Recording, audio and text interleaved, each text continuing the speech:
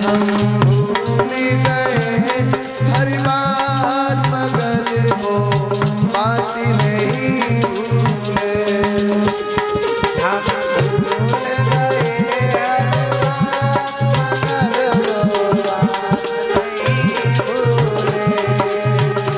हम भूल गए हर बात मगर वो बात नहीं भूले।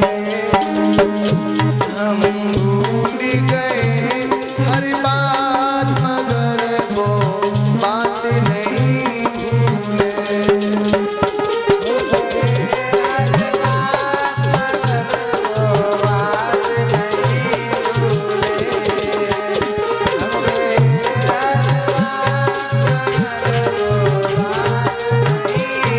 भूले। ज्योंकि तितरे तभी बात मगर वो साथ नहीं भूले। हम भूल गए हर बात मगर वो बात नहीं भूले।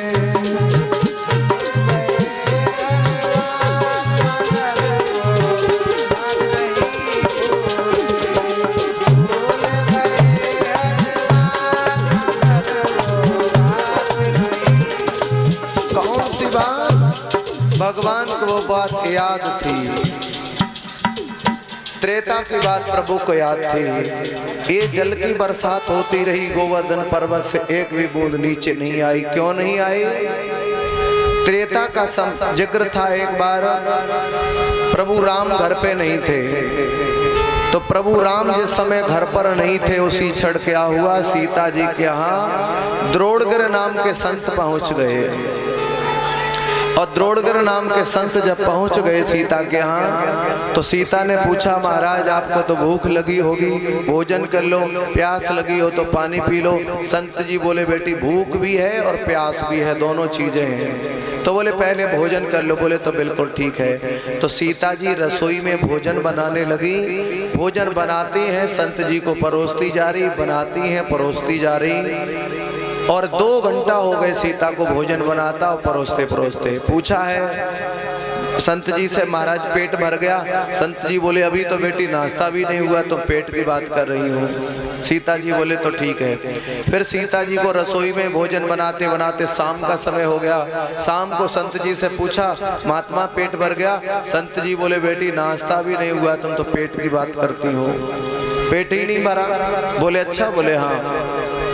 धीरे धीरे करते करते शाम हो गई। राम जी शाम को आए। राम जी ने कहा, सीता संत जी दरवाजे पर भोजन हो गया। सीता जी बोले, कुछ मत पूछो। बोले क्यों?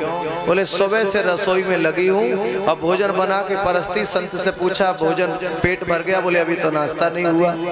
राम जी बोले तो चलो तुम्हारे साथ रसोई में सहयोग हम कर देते हैं, फिर बनाओ भोजन। राम जी साथ में भोजन बनाने लगे और संत जी को परोसते हैं। धीरे धीरे सवेरा हो गया। राम जी ने पूछा, पेट भर गया? संत जी बोले अभी तो नाश्ता भी नहीं हुआ।